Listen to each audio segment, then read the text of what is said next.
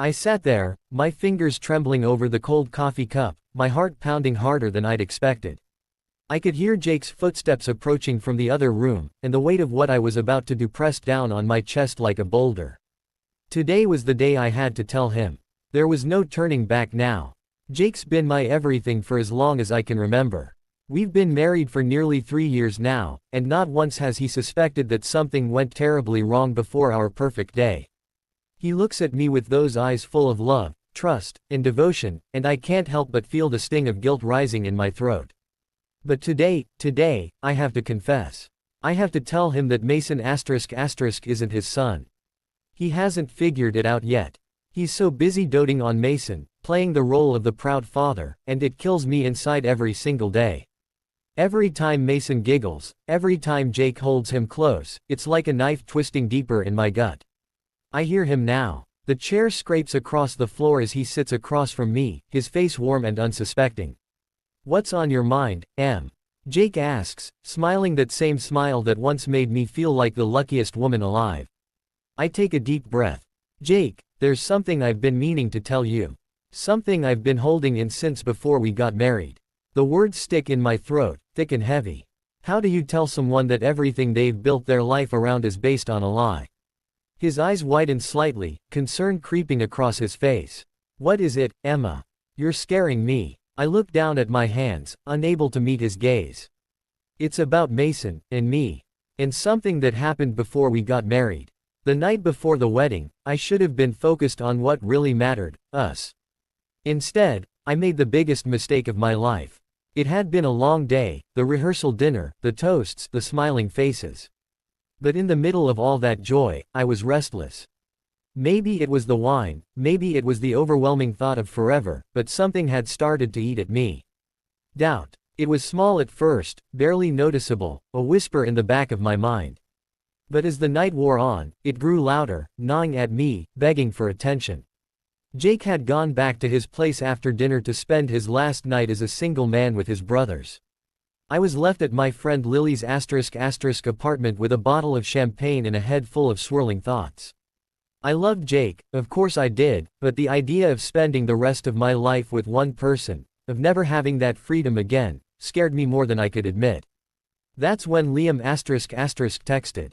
Liam, my ex. The one person who could always read me like a book, who knew exactly how to press the right buttons. I hadn't heard from him in months, not since Jake and I had gotten serious, but that night, in my haze of doubt and insecurity, his message felt like a lifeline. "Hey, you around? Saw your rehearsal dinner pics. You looked stunning. One last drink before you're officially off the market. ***.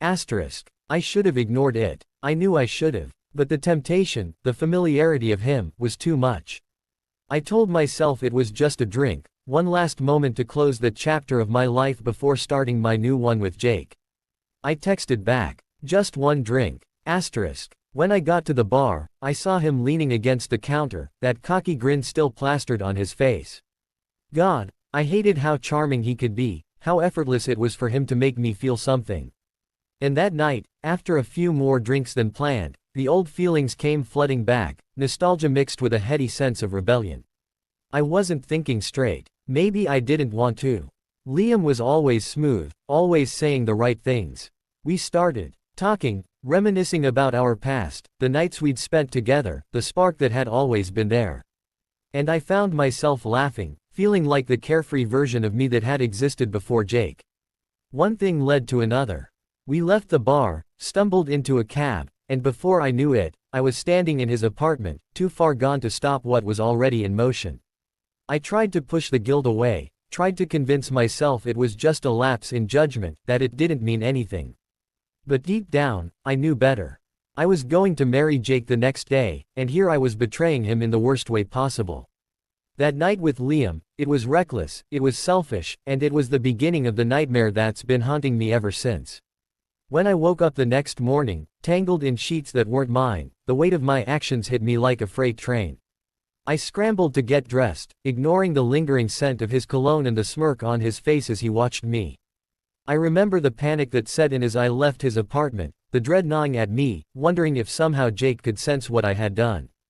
But when I got to the church, he was waiting at the altar, his eyes filled with nothing but love and excitement. We said our vows. I swore I'd never tell anyone. It was a mistake, a one-time thing, and I would bury it so deep that no one would ever know. But then a month later, the test came back positive. I knew immediately. I knew it couldn't be Jake's. The timing didn't match. But I kept quiet, telling myself I'd figure it out. After all, Jake wanted kids, and maybe, just maybe, he wouldn't question it. For months, I lived in fear. Every doctor's appointment, every ultrasound was a reminder of the lie I was living. And when Mason was born, sorry for the interruption, but I wanted to let you know how your support can make a huge difference. By subscribing to this channel, you're not only helping me financially but also enabling me to create even better stories and content for you. Your support directly impacts the quality and quantity of the stories I can bring to life, and I truly appreciate each and every one of you. Thank you for being part of this journey. I watched as Jake held him for the first time, his eyes full of pride. I watched as the lie took on a life of its own, as my betrayal became more than just a secret, it became our reality. And now, 3 years later, that reality is about to come crashing down around us. I can't hide it any longer. I was with someone else the night before our wedding, I whisper, barely able to get the words out. As soon as I said that, memories of past filled my head as if every second was a year for me, and I knew it was same for him as well.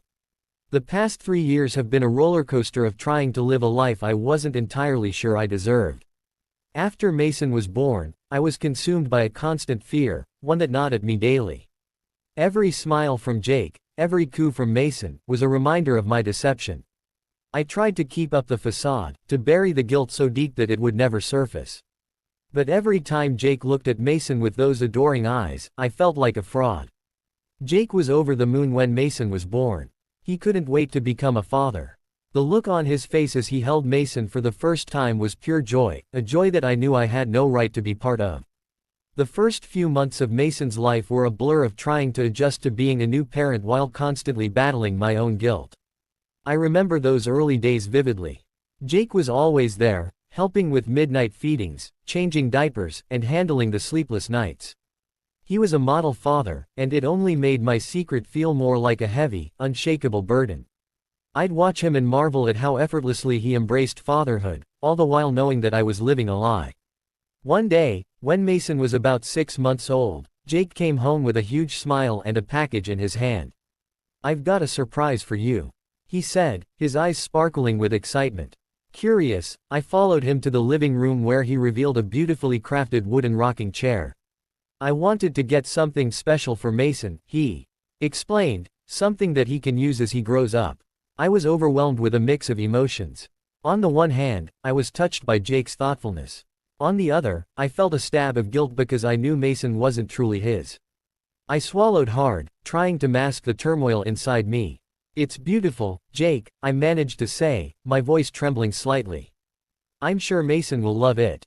The days turned into weeks, and Jake's enthusiasm never waned. He would proudly show off Mason's milestones to friends and family, recounting every detail with pride.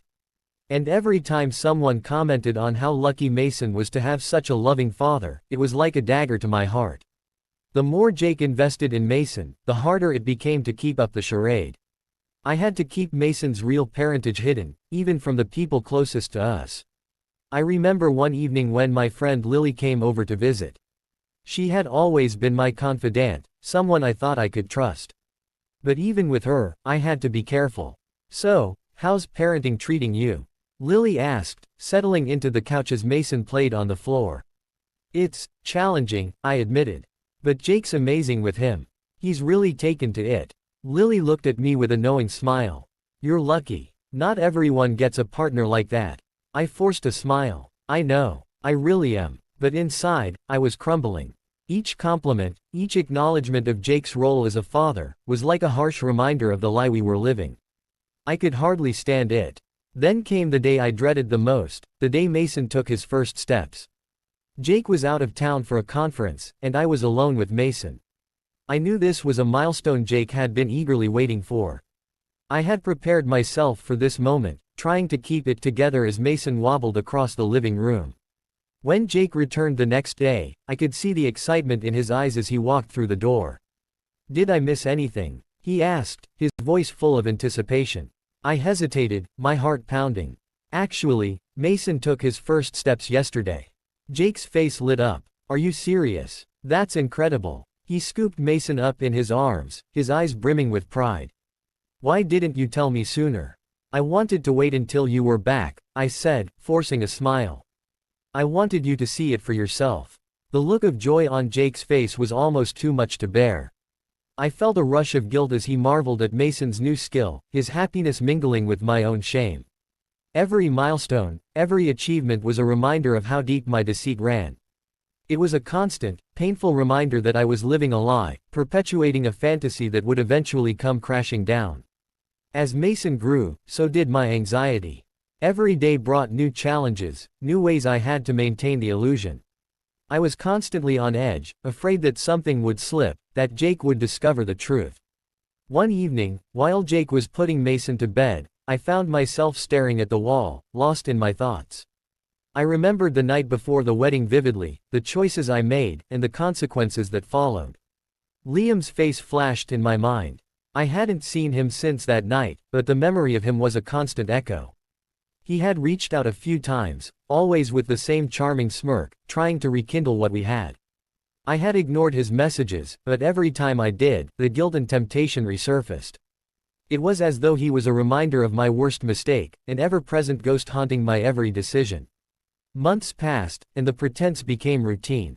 The lies were a part of our everyday life. I began to justify it all, telling myself that I was protecting Jake from a pain he didn't need to know. I convinced myself that Mason needed Jake in his life, that it was better this way. But as Mason's third birthday approached, I knew I couldn't keep this up forever. Every party invitation, every family gathering, every heartfelt gesture from Jake, it all added to the weight of my secret. It was becoming harder to live with the constant fear of discovery. And now, as I sit here with Jake's concerned eyes fixed on me, I know that the time has come to face the consequences of my actions. "I'm so sorry, Jake," I finally say, tears streaming down my face. "I never meant for any of this to happen." Jake's face pales as the realization begins to sink in. "What are you talking about?" I take a deep breath, preparing myself for the fallout of the truth. "There's something I need to tell you about Mason. Something you deserve to know." As I look into Jake's eyes, I realize that my confession will shatter not only the life we've built together but also the future we had envisioned. The lie that began with a moment of weakness is now a full-blown catastrophe, and I can no longer keep running from it. The silence that followed my confession was deafening. Jake's face, which had been filled with concern moments before, was now a mask of disbelief and hurt. He sat there, frozen, as if the ground had been ripped out from under him.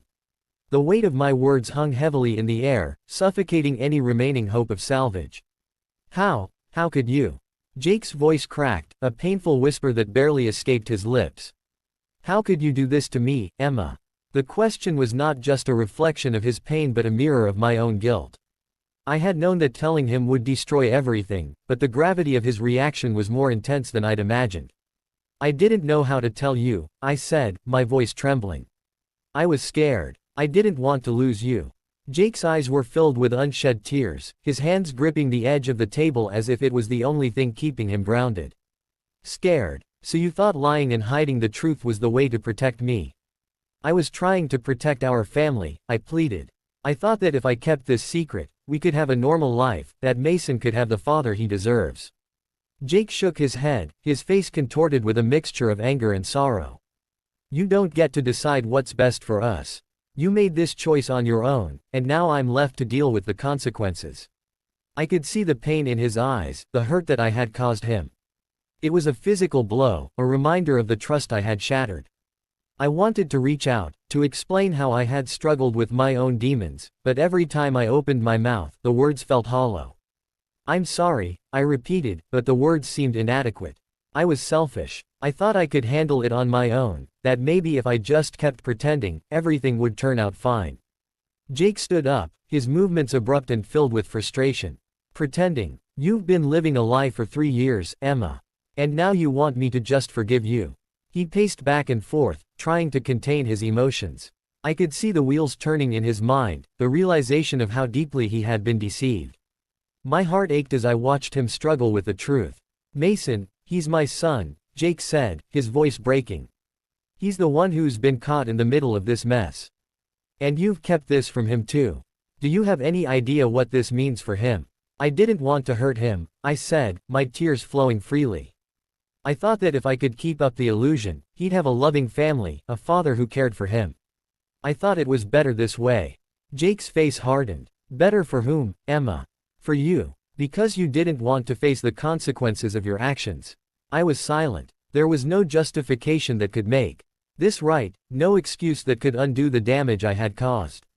All I could do was watch as Jake's anger and disappointment grew. He looked at me with a mixture of pain and resignation. "I need time to process this," he said finally. "I need to figure out what to do next. This is too much for me to handle right now." Jake walked out of the room, leaving me alone with my thoughts and my guilt. I slumped into the chair, feeling the crushing weight of my mistakes. The reality of what I had done was more overwhelming than I had anticipated. The life we had built together was unraveling before my eyes, and there was nothing I could do to stop it. I tried to collect my thoughts, to make sense of everything that had happened. I knew I had to face the consequences, to accept that my actions had irreparably damaged the relationship with the man I loved. But the thought of losing him, of tearing apart the family we had created, was more than I could bear. The minutes ticked by slowly, each second a reminder of the pain I had caused. I thought about Mason, about the future he deserved, and the family we had envisioned together. I knew that Jake's reaction was only the beginning. The road ahead was uncertain, filled with questions and challenges that I wasn't sure how to navigate. As I sat there, the weight of my actions bearing down on me, I realized that there was no easy way out. I had to face the truth, to confront the consequences of my deceit. The reality of the situation was harsh and unforgiving. I had to come to terms with the fact that my actions had not only hurt Jake but had also put Mason in a difficult position. I wondered how long it would take for Jake to find it in his heart to forgive me, if that was even possible. I wondered how Mason would react when he grew up and learned the truth. The thought of him finding out someday, of him understanding the lies that had been woven around him, was a burden I didn't know how to bear. Hours passed, and Jake still hadn't returned. I could only hope that he was finding the space he needed, that he was working through his emotions in a way that would eventually lead to some form of resolution.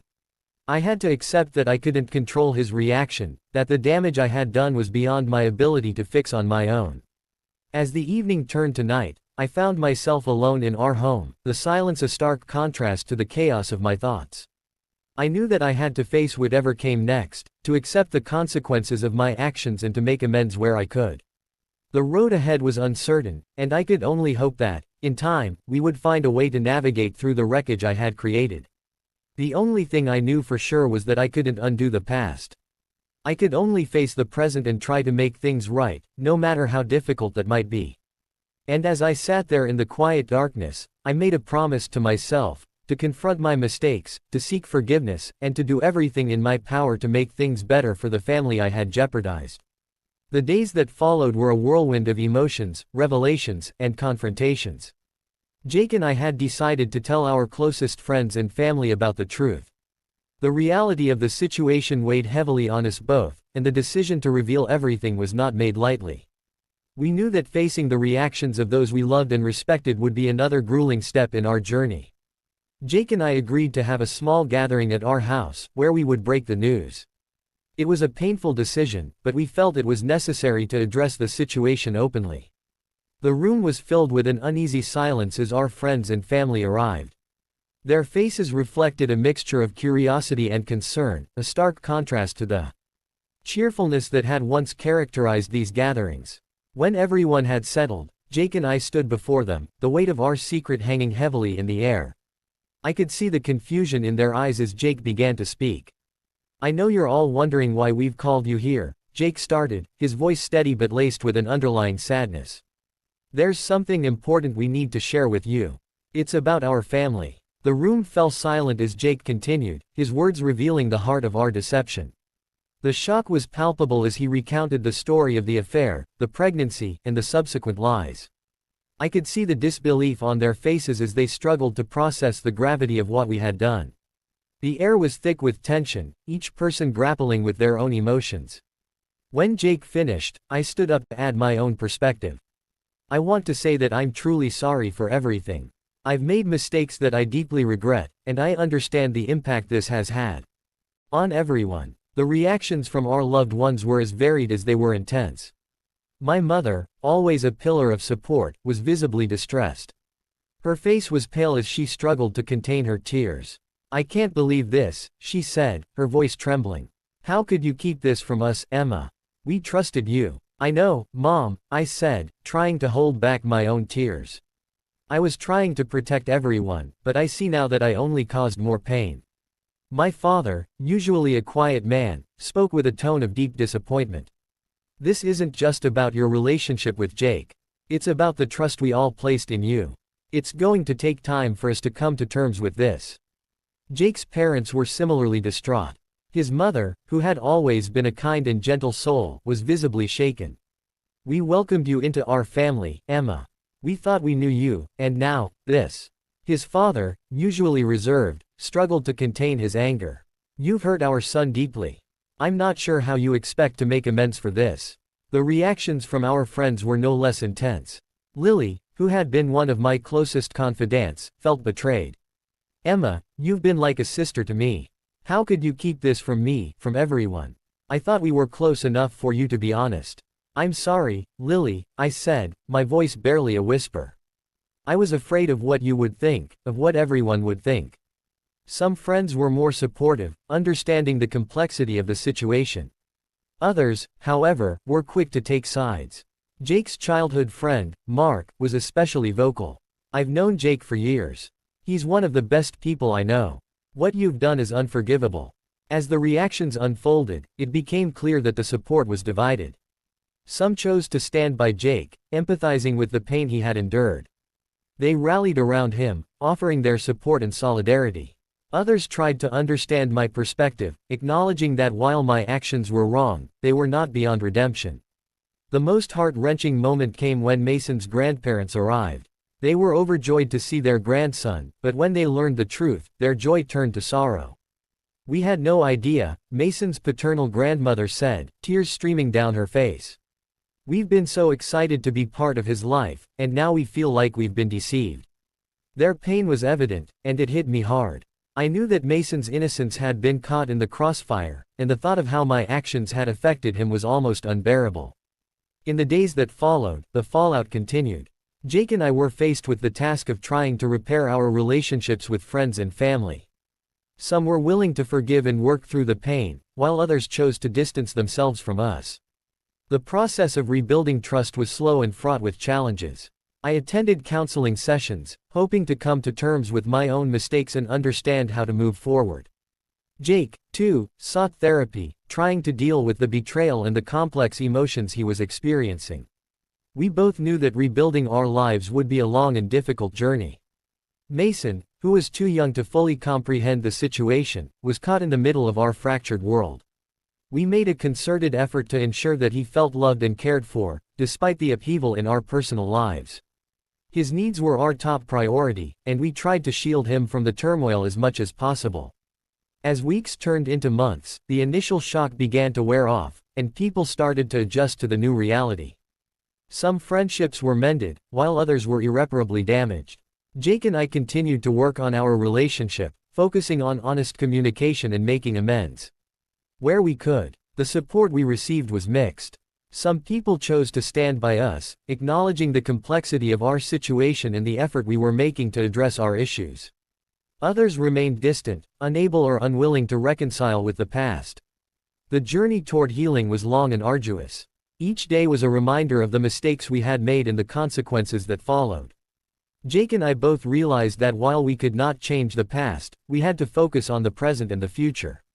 Our commitment to making things right and to being there for Mason was unwavering. The aftermath of the revelation was a testament to the difficulty of facing the consequences of one's actions. It was a painful process of dealing with the fallout, seeking forgiveness, and striving to rebuild what had been lost.